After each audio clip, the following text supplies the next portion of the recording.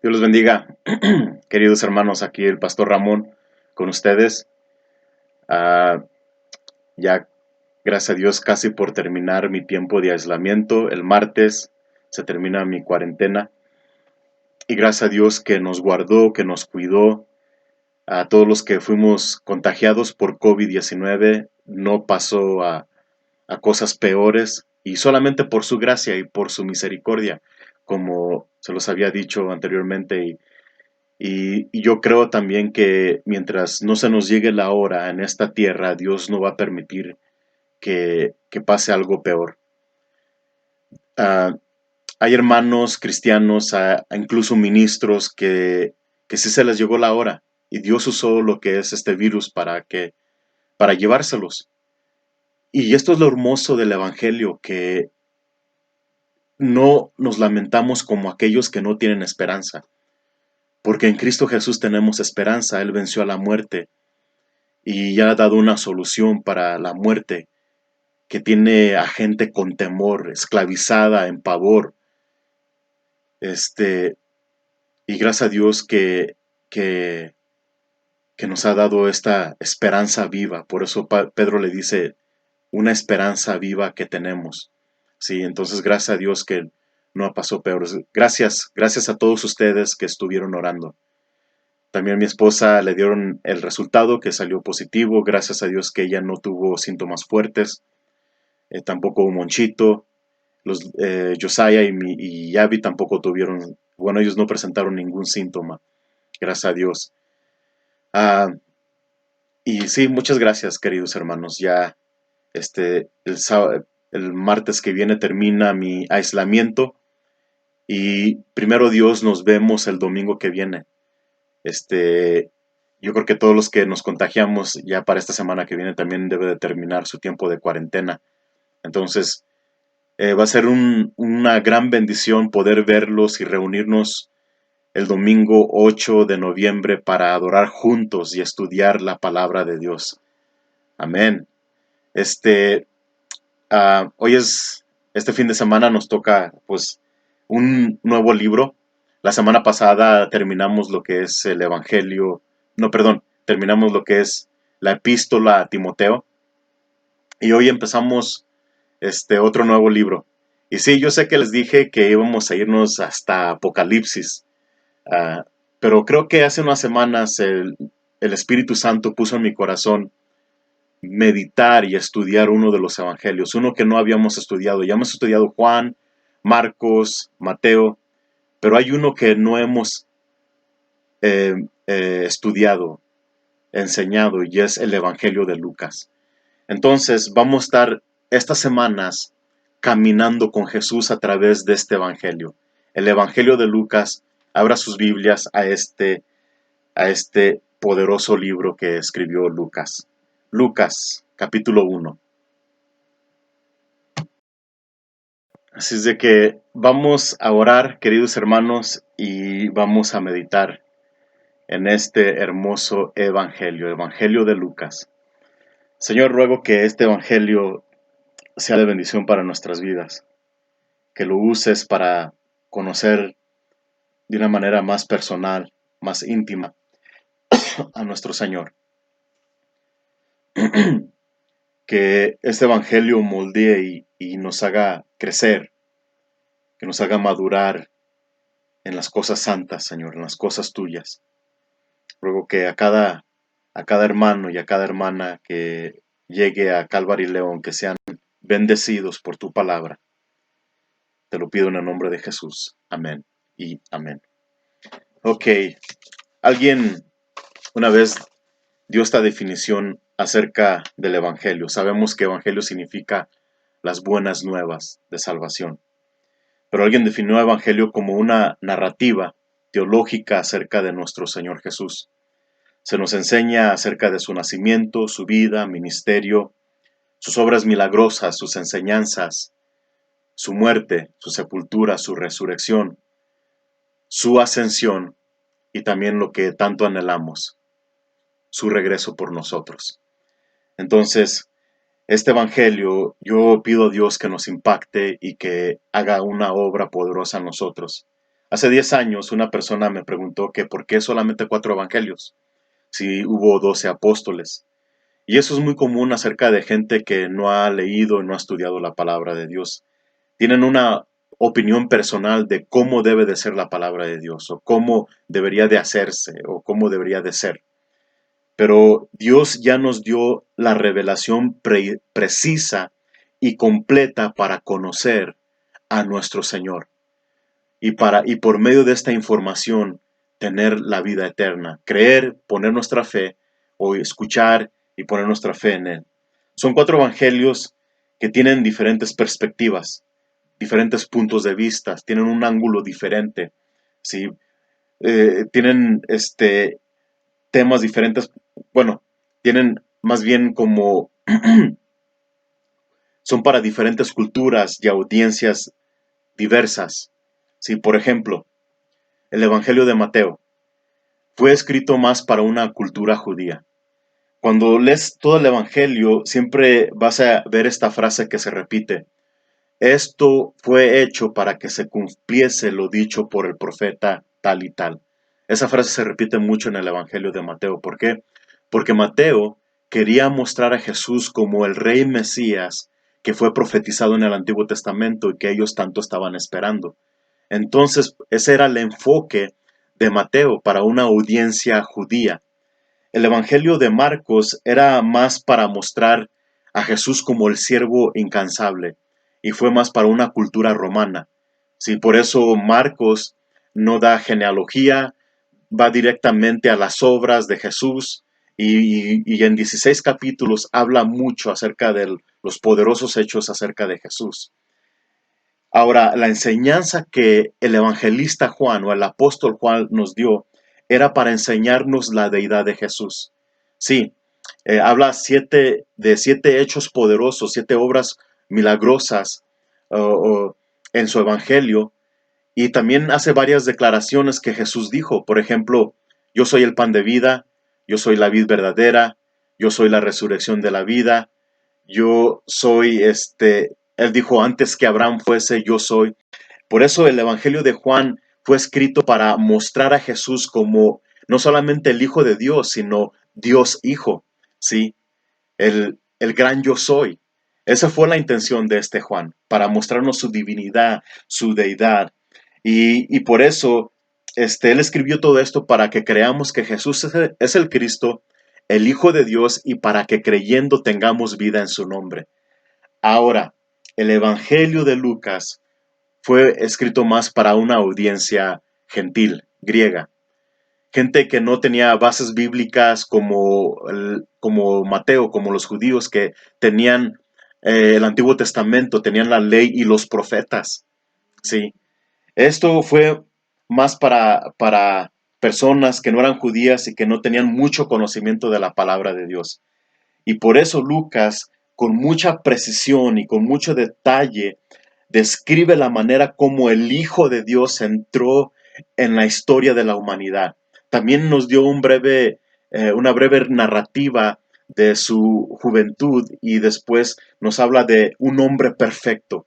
Habla de cómo Jesús vivió y cómo fue el hombre perfecto en esta tierra. Básicamente, Lucas resalta la humanidad de Jesús. Y lo que nos va a enseñar Lucas es de que Jesús es el ejemplo perfecto de lo que es un ser humano. Sí, Jesús es el ejemplo de un ser humano perfecto. Y si fue un ser humano perfecto, entonces fue el sacrificio perfecto por nuestros pecados. Y eso, por eso fue más para una cultura filosófica, griega, todos que no habían, que, que no tenían bases escriturales.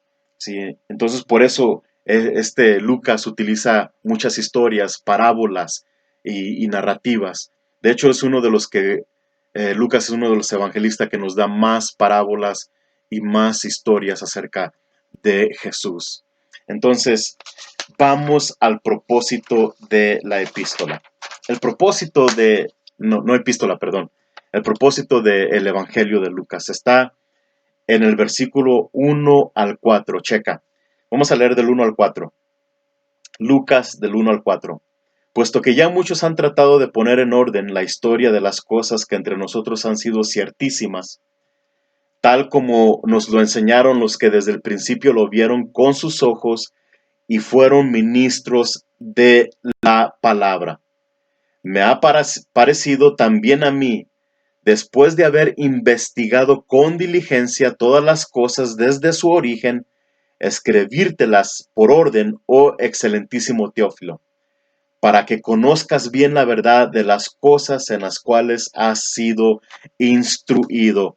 Cuando Lucas escribió este evangelio, fue como en el año 60, 61, 62 después de Cristo. Creo que fue cuando Pablo estuvo arrestado. Lucas aprovechó para escribir este evangelio. Y ya había habido varios intentos, de hecho, creo que ya había unos evangelios que habían sido escritos, pero había mucha gente que había escuchado acerca de Jesús y querían conocer más, querían saber más. Y por eso Lucas dice aquí que puso, que ya habían muchos tratado de poner en orden la historia, él puso a investigar y empezó a escribirlas después de, de investigar con diligencia, como dice ahí en el versículo 3. ¿Sí? Esta palabra ciertísimas en el versículo 1 es una palabra muy importante que nosotros sepamos lo que significa. Estas palabras ciertísimas significa llenarlo por completo y habla de evidencia o lograrlo por entero. Y les voy a dar un pequeño ejemplo. Si la otra vez, hace una semana estaban trabajando aquí a un lado de la casa, eh, estaban construyendo, terminando la obra y se hizo mucho escombro. Entonces a la mañana llegó una tolva y llegaron con unos trabajadores y empezaron con las palas a echarle paladas, paladas y paladas y paladas a la troca. Entonces yo salí a hacer un mandadito y cuando regresé todavía estaban echando paladas y dije, ¡men, qué trabajo tan pesado! Pero una hora después miré que la tolva, la troca ya estaba llena, llena de escombro. Y a eso se refiere esta misma palabra. Cuando dice que son ciertísimas, habla de que sea de todo lo que investigó acerca de Jesús, de toda esa evidencia se acumuló por completo, se llenó la tolva. Y por eso son ciertísimas, son indubitables, que no da lugar a la duda de todo lo que vio, de todo lo que estudió y investigó acerca de Jesús. Aquí mismo dice que habló con personas que lo vieron con sus propios ojos, tuvo testigos oculares y eso era algo muy importante, que hubiera personas que lo habían visto con sus ojos, ¿sí? Y eso, por eso, nos explica por qué soportaron tanto sufrimiento, por qué fueron capaces de soportar lo que soportaron, porque no iban a morir por una mentira. Tenían paladas y paladas y paladas de evidencia que no podían negarlo. Y cuando se llegó la hora de que o te retractas o mueres, ellos preferían la muerte porque no iban a morir por una mentira, pero sí iban a morir por una verdad que da esperanza y que tenía una solución para esa muerte. Sí. Entonces, por eso la tradición dice que Lucas murió colgado de un olivo. Sí, la tradición dice que muchos cristianos murieron por su fe. Quiero recordarnos, queridos hermanos, que el cristianismo no es una fe ciega. El cristianismo no es una fe ciega, sino está basada en evidencia y pruebas indubitables, paladas y paladas de evidencia de que Jesús es el Señor y murió por nuestros pecados y va a regresar por nosotros. ¿Sí? De eso se trata. Y si checas aquí en el versículo 3 y 4, dice que después de haber investigado con diligencia todas las cosas desde su origen, le pareció bien escribírselas al excelentísimo Teófilo. Teófilo quizás fue alguien que patrocinó su investigación. La verdad, unos piensan que quizás se refiere a personas que aman a Dios, porque es lo que significa Teófilo. Uno que es amigo de Dios o uno que ama a Dios. Entonces, pero él escribió que Esto para el versículo 4, para que conozcas bien la verdad acerca de las cosas que han sido instruidos. Ese es el propósito del Evangelio. Para que Teófilo o todos los que aman a Jesús, los que aman a Dios, conozcan bien la verdad de las cosas en las cuales han sido o estamos siendo instruidos. Queridos hermanos, esto es lo que yo pido para nosotros. Yo pido que conozcamos en este Evangelio, conozcamos bien la verdad de las cosas, y todo con el propósito de impactar nuestras vidas, de impactar nuestro entendimiento y que produzca en nosotros crecimiento y madurez. No solamente crecimiento teológico, sino práctico, que moldee nuestra manera de vivir y que tengamos un conocimiento más personal y más experimental de la persona y de la obra de nuestro Señor Jesucristo. Esa es mi oración. Y que esto nos lleve más a amarlo más, a adorarlo, honrarlo y obedecerlo cada día más. Sí, este es, esta es mi oración para cada uno de nosotros como iglesia de Calvary Chapel León. Que nos impacte y que nos conozcamos bien la verdad de las cosas, de estas cosas en las cuales estamos siendo instruidos. Ahora, lo primero que nos va a dar, no nos va a dar el nacimiento de Juan. Entonces el primer relato que nos va a dar va a ser acerca del nacimiento de Juan el Bautista. Y vamos a leer del 5 al 7, fíjate. Hubo en los días de Herodes, rey de Judea, un sacerdote llamado Zacarías de la clase de Abías. Su mujer era de las hijas de Aarón y se llamaba Elizabeth. Subraya esto es importante. Dice, ambos eran justos delante de Dios y andaban irreprensibles en todos los mandamientos y ordenanzas del Señor. Versículo 7, pero no tenían hijo, porque Elizabeth era estéril, y ambos eran ya de edad avanzada. Tres cosas en este relato de Juan el Bautista, que fue el precursor. Tres cosas. Si checas ahí en el versículo 5, nos da nombres de personas y nos da información acerca de personas reales que vivieron en ese tiempo. Habla de Herodes, que era el rey Herodes el Grande. También habla de que Zacarías de la clase de Abía habla de sacerdotes y también habla de Elizabeth. ¿Por qué digo que nos da información de historia? Porque es un libro histórico. Y esto es porque hay muchos críticos que se han levantado para decir que los evangelios simplemente son un cuento de hadas. Pero no es así, porque este Lucas es muy preciso y muy detallista y nos da nombres y nos da historia de personajes históricos verdaderos que vivieron en ese tiempo. Y todo lo que tienen que hacer es investigar y después descubren los arqueólogos que tal persona sí vivió en ese tiempo. Y todo lo que estaban escrito y todo lo que se había dicho, entonces va saliendo, se está descubriendo que sí es cierto todo lo que está escrito. Otra de las cosas que yo veo aquí, que habla del carácter de estos dos ancianos, de Zacarías e Elizabeth. Sí, dice aquí en el versículo 6 que los dos eran justos delante de Dios y que andaban irreprensibles en todos los mandamientos y ordenanzas del Señor. Y esto me impacta tanto porque ya a estas alturas, queridos hermanos, el sistema religioso en este tiempo estaba tan distorsionado y tan chueco que este Jesús tuvo que reprender y regañar y gritar, bueno, reprender a los líderes religiosos. Les había dicho en su cara hipócritas, les dijo que eran tumbas blanqueadas, que estaban podridos por dentro, pero que por fuera se miraban muy blancos, pero por dentro estaban llenos de podredumbre. ¿Sí? Para este entonces ya muchos de los líderes religiosos estaban tan mal, tan desviados, pero aquí vemos a dos ancianos que están dispuestos a honrar y a obedecer a Dios, dando buen testimonio, aun si eso significaba ir en contra de la corriente. Sí, porque imagínate, todo el liderazgo, la mayoría de los sacerdotes, no todos, pero la mayoría de los sacerdotes ya bien desviados, especialmente el sumo sacerdote, los que estaban al frente de las sinagogas y del templo. Y esto solamente me recuerda lo que hizo el señor Lutero. Martín Lutero, cómo tuvo que ir en contra de la corriente en un sistema que ya estaba tan chueco, tan distorsionado, que te decían en el momento que toque la moneda al fondo del ofrendario se salía una alma del purgatorio.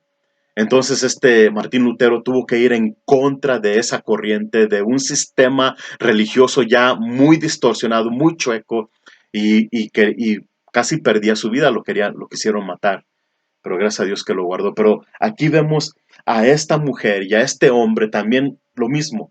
Aunque todos hagan lo malo, aunque todos estén portándose mal, aunque supuestamente estén representando a Dios, Zacarías y Elizabeth decidieron hacer lo correcto. Decidieron vivir para Dios, honrar a Dios y obedecer a Dios. Y así también nosotros. Estamos entrando en una época, queridos hermanos, donde ya hasta muchos cristianos están desviando de la verdad. Están desviando y ya mezclando, comprometiendo lo que es la santidad, una religión pura, un cristianismo puro y santo. Y no se sorprendan si un día esos mismos cristianos nos van a perseguir porque queremos hacer las cosas bien, porque queremos hacer las cosas como dice la palabra de Dios. Otra de las cosas que dice aquí, que aunque Zacarías y Elizabeth eran justos y irreprensibles en las ordenanzas y mandamientos del Señor, pero no tenían un hijo, y eso es muy triste. Eso que era un matrimonio justo y entregado a Dios. Les recuerdo que en aquella época no tener un hijo, ser estéril, era mal visto por la cultura. ¿Por qué? Porque había unas promesas en el Antiguo Testamento, había un mandamiento donde Dios le dice a la nación y a Adán y Eva: fructificaos, multiplicaos y llenad la tierra. Y también en el Salmo 127 dice que herencia de Jehová son los hijos que Él nos da. Entonces ya había gente formando un estigma de que si no podías tener hijos, entonces era una maldición de parte de Dios para tu vida. O andabas mal y por eso Dios te maldijo y no puedes tener hijos.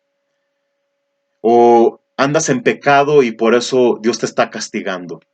O ¿cuál otra? A mí se me hace que tienes un pecado secreto escondido y por eso Dios no te quiere dar hijos, Dios te está disciplinando. Pero aquí no lo es, porque vemos a una pareja santa delante de Dios que obedecían y honraban a Dios y aún así no tenían un hijo porque ella era estéril. ¿Sí? Cuidado con esa gente legalista, queridos hermanos y hermanas, que, que a todo le ve un pecado, porque algo te pasó, se te rompió una uña. A mí se me hace que andas en pecado y por eso se te rompió la uña. Cuidado con ese tipo de hermanos legalistas que solamente ellos son los únicos santos, que solamente ellos están bien y nadie más. Hay que tener cuidado con ese tipo de personas. Aquí no sabemos por qué Dios había permitido que Elizabeth fuera estéril, pero vamos a ver más adelante qué es lo que sucede. Entonces, continuó la historia. Versículo 8 al 12 dice: aconteció que ejerciendo Zacarías el sacerdocio delante de Dios según el orden de su clase, conforme a la costumbre del sacerdocio, le tocó en suerte ofrecer el incienso, entrando en el santuario del Señor, y toda la multitud del pueblo estaba fuera, orando a la hora del incienso. Y se le apareció un ángel del Señor puesto en pie a la derecha del altar del incienso. Y se turbó Zacarías al verle y le sobrecogió temor.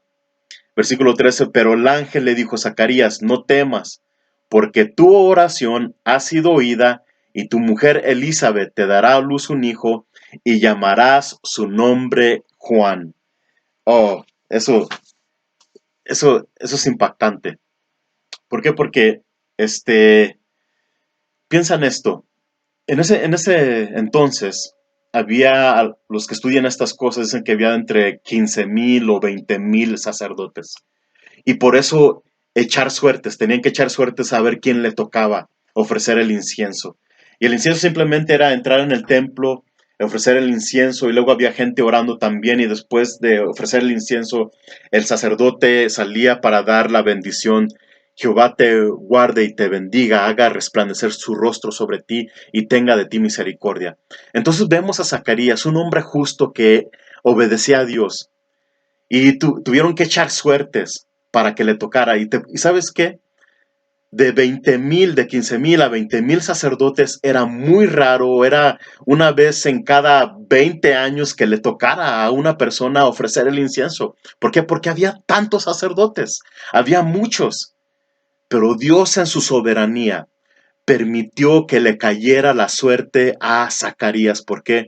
Porque le iba a dar una buena noticia. Y le dice, ¿sabes qué, Zacarías? Tu oración fue contestada.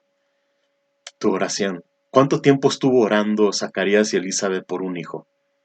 Y le dice, tu oración ha sido oída y tu mujer Elizabeth te dará a luz un hijo y llamará a su nombre Juan. ¡Qué hermoso!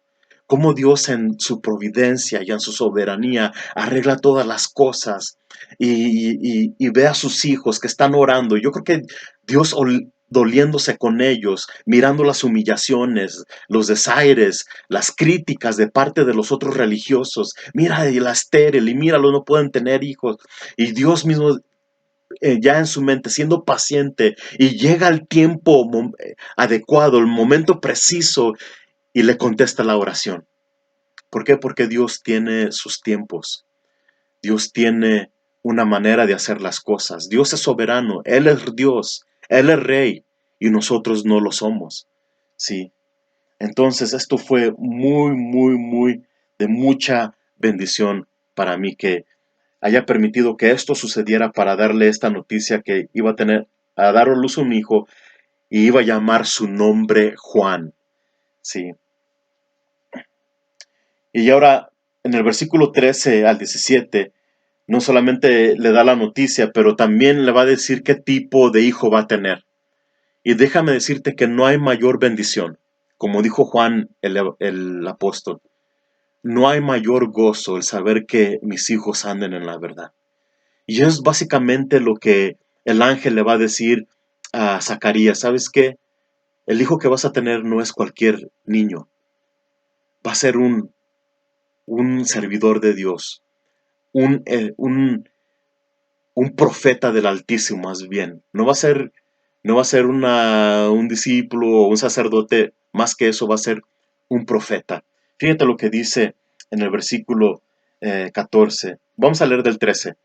Dice, pero el ángel le dijo a Zacarías, no temas, porque tu oración ha sido oída, y tu mujer Elizabeth te dará a luz un hijo y llamará su nombre Juan. Y tendrás gozo y alegría, y muchos se regocijarán en su nacimiento, porque será grande delante de Dios. No beberá vino ni sidra, y será lleno del Espíritu Santo, aún desde el vientre de su mano. Entonces le está diciendo todo eso. Dice, sabes que este hijo que vas a tener va a llenar tu vida de gozo, y no solamente a ti y a tu esposa, sino también a muchos. Y dice, este va a ser grande delante de Dios. No va a beber vino ni sidra, y luego dice, va a ser lleno del Espíritu Santo desde el vientre. Ahora la ventaja que nosotros tenemos como creyentes en este nuevo pacto es de que en el momento que, que te arrepientes y que confiesas a Jesús como tu Señor y Salvador, ¿sí? Dice la Biblia que el Espíritu Santo viene a morar dentro de ti, ¿sí? Y aún era otro tipo como el Espíritu Santo se movía antes de que Cristo muriera por nosotros, antes del nuevo pacto, pero aquí nosotros tenemos la bendición que desde que lo recibimos a nuestras vidas, recibimos el Espíritu Santo en nuestros corazones, dice, y luego dice versículo 16, y hará que muchos de los hijos de Israel se conviertan al Señor su Dios, el Señor Dios de ellos. Versículo 17, e irá delante de él con el espíritu y el poder de Elías para hacer volver los corazones de los padres a los hijos y de los rebeldes a la prudencia de los justos, para preparar al Señor un pueblo que bien dispuestos. Esa era la tarea específica de Juan el Bautista. Él dice que iba hacer que muchos de los hijos de Israel se convirtieran al Señor, porque ya muchos estaban muy desviados. Y dice que este iba a ir delante de él con el espíritu y el poder de Elías. Por eso, cuando predicaba arrepiéntanse, había mucha gente haciendo filas para bautizarse en el bautismo de arrepentimiento que estaba predicando. Básicamente el mensaje de Juan el Bautista era: arrepiéntanse, porque el reino de los cielos está aquí. Sí.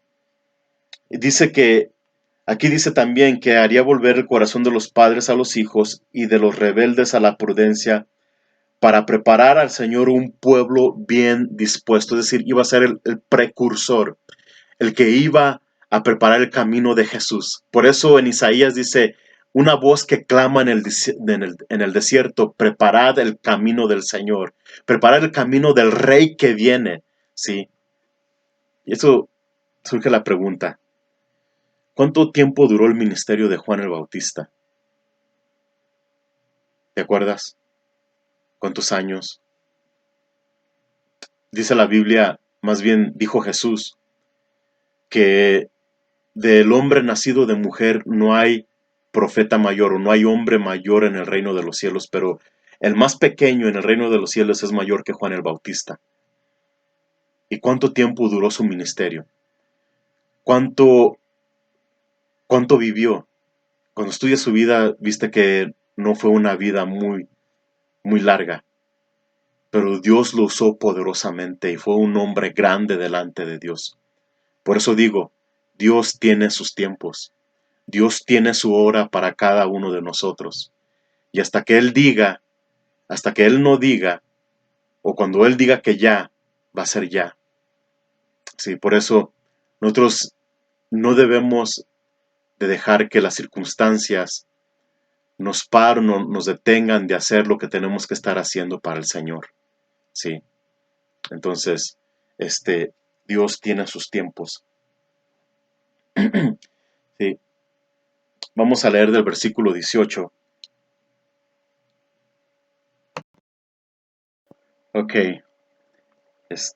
Entonces leemos el versículo 18. Continúa la historia, dice: dijo Zacarías al ángel: ¿en qué conoceré esto? Porque yo soy viejo y mi mujer es de edad avanzada. Respondiendo el ángel le dijo: yo soy Gabriel, que estoy delante de Dios, y he sido enviado a hablarte y darte estas buenas nuevas. Y ahora quedarás mudo y no podrás hablar, hasta el día en que esto se haga, por cuanto no creíste mis palabras, las cuales se cumplirán a su tiempo.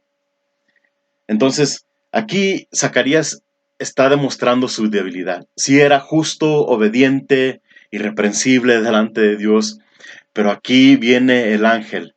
Y no es como si fuera algo común, o sea que no es como si miraras ángeles cada semana o cada mes o cada año, no, no, esto ocurría casi muy rara la vez que un ángel se apareciera a alguien. Entonces, viene este ángel, le da este mensaje y, y checa, no es como si Zacarías debería de estar solo en el templo. Si había alguien más, entonces estaban traspasando. Entonces, Zacarías debería de saber que este era un ángel y que lo que le estaba diciendo era un mensaje de parte de Dios. Entonces aquí, Zacarías, por su edad, por su limitación física, ¿qué es lo que pasó? Dudó al mensaje que el ángel le estaba dando. Y por eso el ángel lo regaña y lo reprende. Y le dice: sabes que yo soy Gabriel. Y solamente hay dos nombres en la Biblia, o dos tipos de ángel. Hay muchos ángeles, se han hablado de muchos ángeles, pero solamente a dos ángeles se nos dan sus nombres: al arcángel Miguel y a Gabriel. Este mismo Gabriel que se le apareció al profeta Daniel casi alrededor de 600 años antes de que se le apareciera a Zacarías. ¿Sí? Entonces, le dice: sabes que yo soy Gabriel y estoy delante de Dios. ¿Te imaginas el privilegio de este ángel? De que está delante de Dios, y también así como a Daniel, de hecho me tocó leer ese capítulo en esta semana pasada, de cuando el ángel le da el mensaje a Daniel, ¿sí? Entonces Gabriel le dice: yo estoy delante de Dios, y he sido enviado a hablarte y darte estas buenas nuevas. De aquí va a tener un hijo. Su oración había sido escuchada. Y por eso, como no creyó, por su limitación física, por su edad avanzada, le dice al ángel, ¿sabes qué? Vas a quedar mudo. Entonces, versículo 20, y ahora quedarás mudo y no podrás hablar hasta el día en que esto se haga, por cuanto no creíste mis palabras, las cuales se cumplirán a su tiempo. No en el tiempo de Zacarías, sino al tiempo que dio el mensaje. En el versículo 21 dice, y el pueblo estaba esperando a Zacarías y se extrañaba de que él se demorase en el santuario. Pero cuando salió no les podía hablar y comprendieron que había visto visión en el santuario y él les hablaba por señas y permaneció mudo. Entonces, eh, tiempo esperando cuando se ofrecían el incienso, aquí dice que la gente también estaba afuera orando, esperando la bendición sacerdotal, pero como tardó mucho, entonces comprendieron que había tenido una visión, pero realmente no fue una visión, fue una, una aparición física de este ángel Gabriel. ¿Cómo nos comportaríamos nosotros o qué pasaría con nosotros si se nos apareciera un ángel y nos diera un mensaje? Ahora, si viene un ángel con un mensaje diferente al que ya tenemos de que Cristo murió por nuestros pecados conforme a las Escrituras, y que fue sepultado y que resucitó al tercer día conforme a las Escrituras, si alguien viene predicando otro evangelio, un ángel con otro evangelio diferente, ¿sabes qué? Que te diga, vengo a darte unas buenas noticias. Ya la salvación no es por fe en Cristo Jesús. Ya todos son salvos. Ya es una salvación universal. No tienes que poner tu fe en Jesús y vas, de todos modos, ya murió por todos. Déjame decirte que son evangelios de parte del diablo. Dijo Pablo, si aún yo o un ángel del cielo viene y nos anuncie un evangelio diferente, dice que sea anatema, que sea dedicado o que sea maldecido o dedicado a la destrucción de parte de Dios. Pero aquí vemos que no fue una visión, sino fue una aparición física de un ángel que le iba a dar la nueva de que iba a tener un hijo. Y ese hijo iba a preparar. Todo lo que le dijo era bíblico, con bases bíblicas, porque habla de Isaías, cuando este precursor iba a venir a preparar el camino del Señor. Y ese era el hijo de Zacarías, que se iba a llamar Juan. Entonces, versículo 23 dice, y cumplidos los días de su ministerio, se fue a su casa. Después de aquellos días concibió su mujer Elizabeth, y se recluyó en casa por 5 meses, diciendo, así ha hecho conmigo el Señor en los días en que se dignó quitar mi afrenta entre los hombres. Literalmente en que se dignó o en que miró para quitar mi afrenta o mi vergüenza delante de los hombres. ¿Cuántos años estuvo viviendo humillada y sin esperanza y escuchando rumores, críticas, calumnias de parte de la gente porque no podía tener un hijo? Y ahora dice ella, dice, así ha hecho el Señor conmigo en los días que Dios se dignó, ¿ok? En el día que Dios quiso, no cuando ella quiso. Ellos habían estado orando, no sé si por décadas, lo más seguro que sí. Pero dice, cuando Dios se dignó en su tiempo de quitar mi afrenta o mi vergüenza de entre los hombres. Dios es un Dios de tiempos. Y no importa qué, no importa el predicador, o qué bonito hable, o cuántas veces decrete o declare, si no están los tiempos de Dios, Dios no lo va a cumplir. ¿Por qué? Porque Dios es soberano, y Él es rey, y Él es Dios, y Él hace las cosas conforme a su voluntad. Y por eso, queridos hermanos, Dios responde a las oraciones a su manera, cuando, cuando Él lo considera apropiado, y por eso nosotros debemos ser pacientes y a esperar a que Dios haga su obra en su propio tiempo. Una de las cosas que hay muchas oraciones que escucho, y como ya cuando escucho a una persona decirle a Dios, no voy a tomar un no por respuesta, ya como que ya se están saliendo, la neta. No entienden, no conocen al Dios de la Biblia realmente, o ellos mismos son su propio. Y a veces usan el pretexto de que, pues que lo estoy diciendo con autoridad y con fe. Bueno, sí, pero fíjate a este ejemplo, a este matrimonio santo. Vivieron mucho tiempo obedeciendo, honrando, irrepresibles delante de Dios, y habían orado por mucho tiempo, pero Dios lo hizo al tiempo de Dios. Y cuando Dios hace las cosas a su tiempo y nosotros esperamos a que Él las haga conforme a su voluntad, siempre salen a la perfección. Siempre salen de una manera sabia, correcta y santa. Sí. Por eso ya cuando escucho gente hacer oraciones como la que les mencioné, ya digo, pues es que necesitan conocer, necesitan tomar el señorío de Jesús en serio. Sí. Muy bien. ¿Qué nos recuerda este evangelio? Bueno, el pasaje que acabamos de meditar. Que lo que tenemos en nuestras manos son verdades llenas de evidencia. No, no seguimos a Jesús con una fe ciega, sino con una fe llena, acumulada, sobrecargada de evidencia de lo que creemos, de lo que vivimos, de lo que seguimos, a quien hemos creído es verdad. No hay lugar a la duda. Son ciertísimas, dice Pablo, ciertísimas, no solo ciertas, sino ciertísimas. ¿Ok? Entonces, no te desanimes, estamos siguiendo al Dios vivo y verdadero. ¿Ok? Otra de las cosas que nos recordó es que Dios responde las oraciones a su manera, cuando Él quiere y cuando a Él le place. Así es de que necesitamos desarrollar paciencia. ¿Ok? A veces Dios se tarda para contestar, a veces Dios contesta pronto, a veces Dios dice, ¿sabes qué? No, no, eso no está bueno para ti. Entonces nosotros debemos de ser pacientes y recibir y aceptar su voluntad. Aquí Juan significa el Señor es misericordioso y Jesús significa Jehová es salvación. Y estos, cuando estudias, son nombres que Dios eligió, así como Isaac dice, le vas a llamar su nombre Isaac.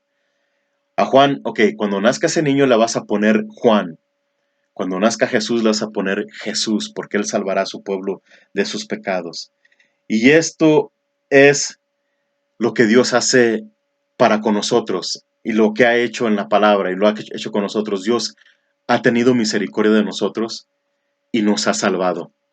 Y nos ha salvado y ahora por eso tenemos una esperanza que nos espera en la gloria delante de su presencia, una herencia, cuerpos glorificados, cuerpos eternos, cuerpos celestiales, como dice Primera de Corintios 15. Sí. Otra de las cosas que esta narrativa nos recuerda, queridos hermanos, es de que el hecho de que Zacarías y Elizabeth fueran personas entregadas a Dios, eso no los eximió del sufrimiento. Sí. Les recuerdo que en aquella cultura no tener un hijo representaba una maldición, pero y también representaba seguridad financiera. Y por mucho tiempo Zacarías y Elizabeth sufrieron, sufrieron, pero Dios estaba esperando el tiempo oportuno para bendecirlos y cambiar su lamento en danza. Como dice el Salmo, has cambiado mi lamento en baile, me ceñiste todo de alegría. Por eso a ti cantaré, gloria mía, gloria mía. Entonces, no porque ellos fueran hombres entregados a Dios, no los eximió del sufrimiento. Y una vez más te recuerdo, hay que tener cuidado con los hermanos legalistas, que a todo le ven pecado, que pues es estéril porque anda mal con Dios, hay un pecado escondido que están practicando, o andan mal con el Señor. Aquí nos prueba lo opuesto. Zacarías y Elizabeth eran hombres justos, hombres santos, y aún así,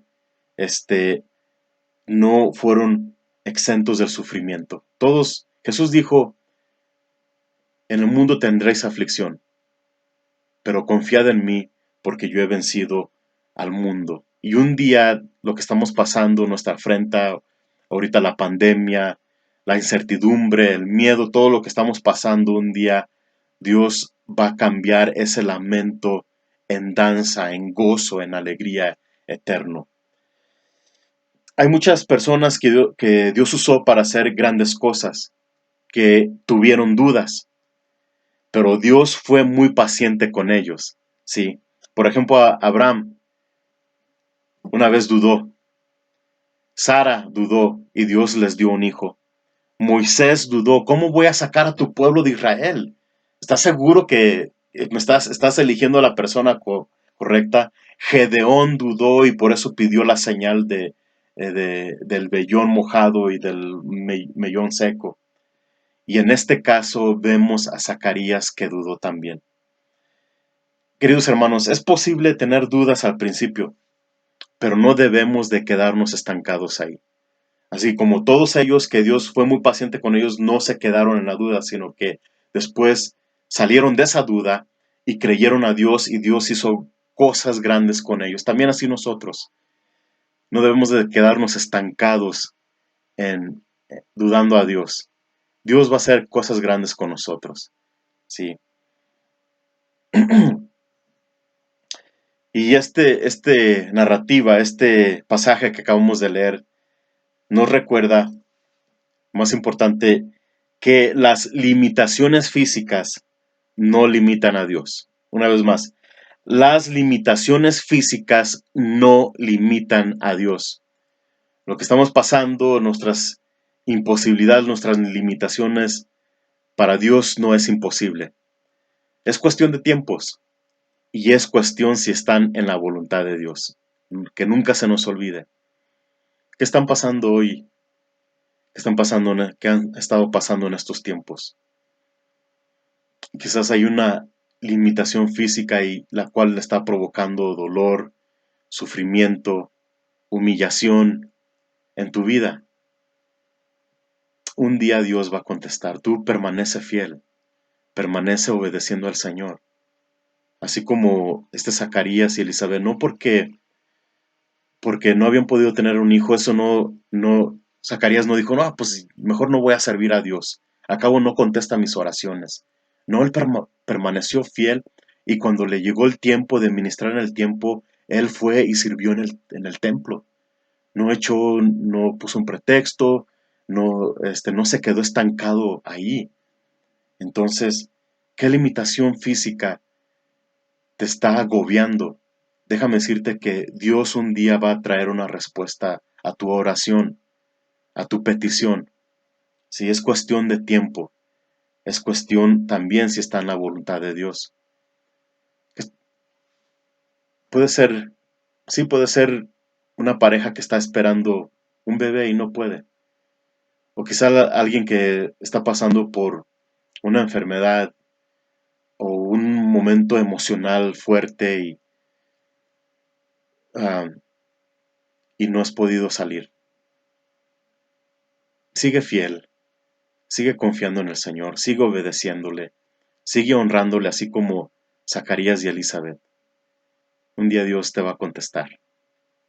Sé paciente, como dijo el salmista. Espera en Jehová, sí, aguarda a Jehová. Sí, entonces Dios tiene sus tiempos y las limitaciones físicas no lo limitan a Él. Él un día va a contestar. Sí. Dios los bendiga, queridos hermanos. Les mando un fuerte abrazo. Espero en Dios verlos el domingo que viene en la congregación. Oramos. Padre, yo quiero orar por tu iglesia. Yo conozco a varios hermanos que están pasando situaciones muy difíciles en la congregación. Limitaciones físicas que los está afligiendo, que los está abrumando y ya te han estado pidiendo por un tiempo de que les respondas. Yo ruego que este pasaje sea de ánimo, sea de perseverancia, sea de paciencia, sea de aguante para sus vidas, y también que sea de esperanza porque un día tú vas a contestar esa petición. Un día tú vas a contestar esa oración, así como lo hiciste con Zacarías y Elizabeth. Y los vas a bendecir. Y esa oración contestada va a ser como ese gozo que produjo Juan en la vida de ellos. Y no solamente en la vida de ellos, sino en la vida de otros hermanos y de otras personas. Señor, gracias por este evangelio. Ruego que nos ayudes y que sea de mucha bendición para nuestras vidas, para nuestro caminar con Cristo. Te lo pido en el nombre de Cristo Jesús. Y sigue guardando, sigue bendiciendo a los hermanos que fueron contagiados por COVID-19, Señor. Guárdalos, sánalos, te lo pido en el nombre de Jesús. Amén y amén. El Señor te bendiga y te guarde. El Señor haga resplandecer su rostro sobre tu vida y te dé paz, y derrame su misericordia sobre sus vidas en el nombre de Cristo Jesús. Amén y amén. Dios los bendiga.